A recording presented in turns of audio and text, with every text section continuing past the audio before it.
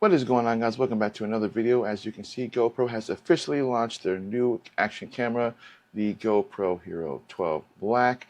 Now, there have been a few videos that were posted prior to today, so I'm not exactly sure how they were able to do that, but we're just going to kind of go into some of the specs, at least some of the more important stuff, and to see how much more of an improvement on the 12 from the 11. Now, for those who are new to my channel, I used to have GoPros. I had all sorts of them. I had the 4, the 5, the 6, the 7, went to the 9, and then after the 9 I went into the Insta360 lineup. This is my current one. This is the X3, but I did have the 1RS, and I did do a kind of a small comparison between the 1RS and the Hero 9. Now with the 12 out, I might do another comparison between the 12 and my X3, although not really sure yet. So we're just going to kind of go into some of the specs and compare the differences between the 12 and the 11. And the program that I'm using to actually mirror this onto my PC, I'll have a link down below for that if that's something you were ever thinking about doing for your channel. So otherwise, we're just going to kind of go into most of this. So price-wise, it is a little bit more than the 11. It is by $50 more because the 11 is $349. This is $399.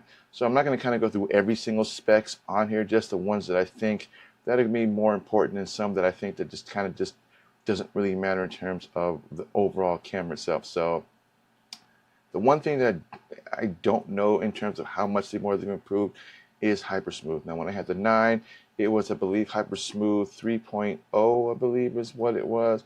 So it's hyper smooth 3.0. So this is now hyper smooth 5.0. So I don't really know exactly how much more you can improve on it. I know that on the X3 and my 1RS, it was called flow stabilization, and both seem to work perfectly fine for me. Again, I don't do a lot of action stuff, but when I would walk around and did any types of vlogs on it, I didn't really see that there was much of a difference between the two. So the hyper smooth thing I've always thought was more of a gimmick after you reach past, say, 4.0. I mean, how much more can you do with it aside from that? Otherwise, horizon lock and leveling, I believe that's always going to be on an action camera. I don't think that'll ever not change. I don't think I've ever seen it not be included on any GoPro, at least the ones that I've had from the 9 and the 6. I believe that they were pretty much the same with the 7. So other than that, video mode, that's where it changes. So I'm not sure if it's just something that's just different in terms of what they're planning on doing now. But as you can see with the 11 versus the 12, you can do 5K at 8x7 and 16x9 just like you can with the 12. But what is not included is the 4x3. Now, I'm not exactly sure why they removed the 4x3. Most people probably are unaware of that. It's just a different aspect ratio of shooting video. So 16x9 is what you're seeing now being displayed through my camera. That's just your typical, what every camera shoots is a 16x9. 4x3 is just a different aspect ratio. Typically, it's either going to be either two cropping on the sides or cropping down on the top, depending on how it looks. But generally, when it comes to shooting videos on, like, say, your phone, or shooting for like Instagram, or shooting for any type of video like that, typically 4x3s and your 1x1s are going to be much easier to upload because it's more formatted to your iPhone, because a lot of people still watch videos and stuff on their phone. They're going to be doing that as opposed to 16x9, which is a little bit harder on your phone because you're going to have to landscape it. Some people prefer just to keep their phone just in portrait mode, not landscaping it. So that's actually kind of cool. I'm not sure why they got rid of it in the video modes, but as you can see, video resolutions in terms of frames per second, you can actually change that. So again, when it comes to your video resolutions, it looks like pretty much about most of it's the same until you get into, again, 5.3K at 30 frames, 25 and 24, whereas you don't get that here. You still get the 8x7s, 16x9, the 4K at 8x7, the 9x16, which is new because you don't get that in the Hero 11, so which is kind of strange that you didn't get it. But my Insta360 can shoot in 9x16. It's just a different aspect ratio. And then you can do the 4K at 16x9 at 120, 160. So pretty much about everything is about the same in terms of resolutions and frame per second, except for when you get to the right here, the 4K at 9x16 at 60 frames, where you don't really get that. In here it goes 4K at 4:3 and then 4K 8:7. So they did improve somewhat in terms of aspect ratio. It's actually kind of cool that they did that. But otherwise, other than that, when it comes to the high def, the HD stuff, that's where it kind of looks like it's a little bit much more of an improvement. So the 11, as you can see, you can do 2:7 or 2.7K at 4:3 at 120, 16:9 at 240, and then 1080 at 240, 200, and 120. And these are all going to be aspect ratios of 16:9. But when you look at the 12, that is where there's an improvement in terms of what you can do. So obviously, when it comes to the 2.7K at 16:9 to 120, it looks like you can actually do that. Both the 12, you can do that, as you can see there, at 120 and 150 and 60 and 16:9. Whereas with the 11, again, the same thing. You can do 120, the 10, the 60, and then when it comes to the 2.7K 16:9, again, it's about the same. The only thing that changes is when it comes to 1080. That's where there's a difference. So the 1080, you can do 9:16 at 60, 50, 30, and 25. Whereas with the 11, you cannot. And again, this is just to do different types of aspect ratios when it comes to shooting videos on your GoPro and how you upload them to your social media platform, whether it be, again, Instagram, Threads, or Facebook, or whatever. That's the aspect ratio. Other than that, pretty much everything else looks about the same. The image sensor is about the same. Now, see, that's where I would have thought they would have done a little bit more of an improvement when it comes to photos. So, for instance, on the Insta360 X3, I can do 72 megapixels if I put this in the 360 mode. But if I put it in the single lens mode, then I can do 4K. I can do a 48 megapixel on this. And again, I can also shoot in log mode on this, just like you can now do with the 12. And I don't know, that's always been a thing with the 11 and with the 10 and with the 9, but you can shoot log. So I'm not exactly sure why they're still keeping it at the 27 megapixels. I thought they would have improved it a little, at least maybe gave it maybe 40 would have been fine, but 27, as you can see, even if I were to go into the 10 and compare the photos when it comes to the 10, again, the image sensor is a little bit, it's 23.7 megapixels. So it's a CMOS sensor. So you're actually getting a smaller sensor, 1:2.3, as opposed to 1:1.9.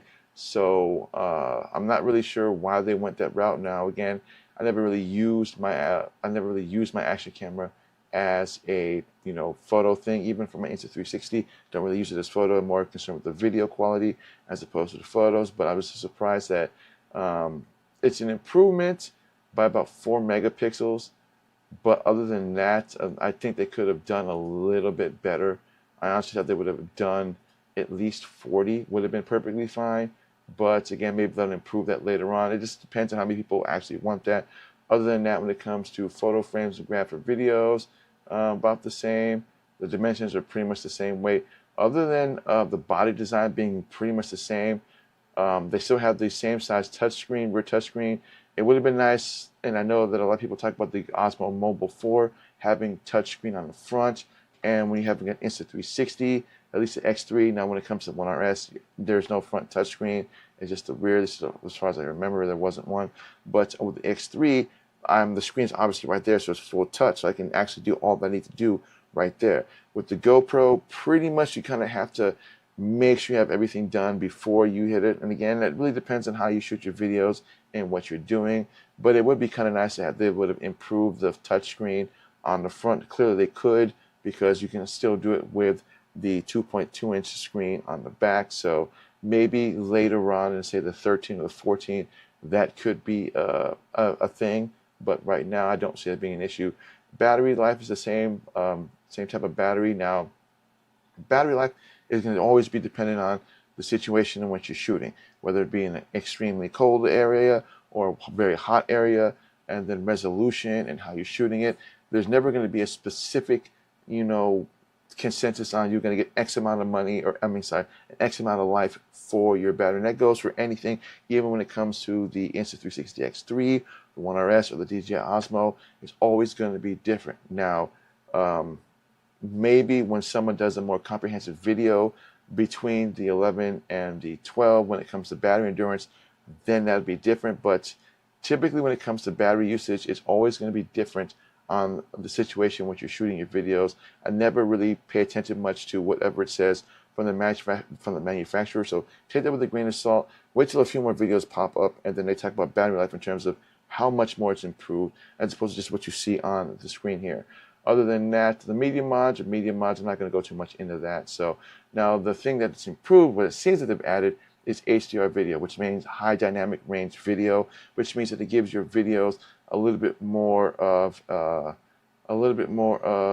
improvement in terms of a pop. So in terms of you shooting your videos at normal, instead of you having to kind of go into your phone app and then edit your videos, the high dynamic range is supposed to give you a little bit more information on your videos. It gives it a lot more of a visual stimuli, so it looks a lot more brighter, gives you better colors, gives you more contrast. It pretty much improves the video altogether, is what HDR videos have. So I have it on my X3. I have it for my videos, whether I'm shooting in lens mode, single lens mode, or whether I'm shooting it in a photo. I have HDR photos. So I'm assuming that eventually they'll get that in the GoPro, which I'm surprised it doesn't mention if it has it or not. I thought it would have had it. Maybe it doesn't, or I just am not seeing it on here. But again, I don't know because I don't have one yet. I might get one and then just kind of do a product comparison between the two. But beyond that, again, you're back to the aspect ratios. You get the 9:16 as opposed to not getting that with the 11, which that's neither here nor there. Again, it depends on if your understanding of aspect ratios and how well they work and what you know. Other than that, you do get the HDR videos, which is actually kind of cool. You don't get that on the 11, but again, it depends on the person if there's something they actually ever want or just something new. And again, if you have the 11, I don't see, from what I've been looking at, a reason to jump up to the 12. Now, if you have the 10 or the 9 or older device, yeah, I would definitely jump to the 12. I wait to see if the price drops down because, again, you got the holidays coming up, so it's possible that this thing might go on sale, which it did when I bought my 9. It went on sale, and so I bought it. Now it's actually a little bit more, but now it's cheaper now. That's because it's an older model.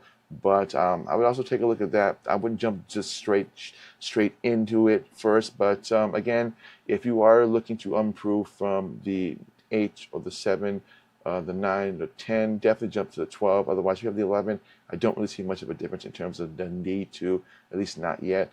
Otherwise, that's pretty much it. The hyper smooth when it comes to live streaming, about the same. Standard photos, burst mode, HDR, you're going to get that on pretty much all of them. Again, you get the 27 megapixel camera, which I thought they would have improved on that. Other than that, not really much else really is different. The microphones, thought they would have, I think they can improve on the microphones. I think all action cameras can improve on that, as opposed to me having to use an external mic. It would be nice if they added maybe one more mic on these. Clearly, I think they can, especially with the form factors and the way they're going. They probably could add another mic just to make it a little bit more improvement on the sound. Other than that, not really much else on here. Now, the one thing that don't really see people actually talking about, which I think is going to be a huge improvement, is this integrated quarter mount. So on the bottom of my Insta360, and this is only on the X3, you don't get this on the 1RS. You do get a quarter screw. So on the bottom of there, you can see at the camera focus, that is a quarter screw on the bottom of this. And what this allows me to do is this allows me to use this on the Insta360 selfie stick, or mount it onto any tripod that has a quarter thread, or I can simply just pop it into my small rig cage. And then, because this is designed for the this is designed for the Insta360, it too has a quarter thread right there that I can again mount onto a tripod and do that. So there really would be no reason to have to buy extra gear for that, which I'm surprised no one's really making much of a mention about. I think it's actually a huge improvement when it comes to buying mounts, because if you already have a tripod, then there's really no reason for you to buy extra mounts or anything like that when you can simply just mount it onto that. Now, when it comes to like adding a media mod, things like that, that depends if they have to redesign a media mod for that to actually work. Otherwise, but it's just straight out of the box itself, it's actually pretty cool, And again, I'm surprised. I'm wondering if anyone's actually ever going to talk about that, because obviously when it comes to the 11, yes, you can buy an accessory to do that. But again, that's something, if you really wanted that, you would have already done that already anyway. So it being on the 12 would not be a big surprise, because that just would have been something that they would have eventually would have added to the GoPro. But the fact that if you already have, you know, the gear that you're carrying around, whether it be a tripod, all that, and you have extra gear, now you don't really need that, because the 12 has already got an integrated quarter thread. So in a way, that's actually kind of cool. That alone is just another reason to upgrade from the 10 or the 9 or the 8 or 7 to the 12, because of that, because less gear, and you can simply just slap it on there and you're good to go. Otherwise, beyond that, if you have the 11, I don't really see a reason to jump from the 11 to the 12, because there's just not enough there for that. Otherwise, that's everything I got for you guys today. And again, I want to thank everybody for watching. Again, if you're new to my channel, please think about hitting that subscribe button, hitting that bell notification. That way you don't miss content when I drop it. And again, if you want to take a look at some of my other GoPro comparisons, I'll drop a link down below for that GoPro list, where I did do a lot of comparisons between various GoPros from what I've had before to when I compared my 1RS to my Hero 9. And again, I have the link down below. Otherwise, I want to thank everybody for watching this video. And again, my name is Mike Appeal, the Apple Guy. And I may get one. I'm not really sure yet. I'm still on the ropes yet. I'm going to wait to see what other YouTubers talk about and see if it's really something I really want to compare with my X3. Otherwise, who knows? So again, my name is Mike Appeal, the Apple Guy, and I'll see you guys in the next video. Enjoy your week.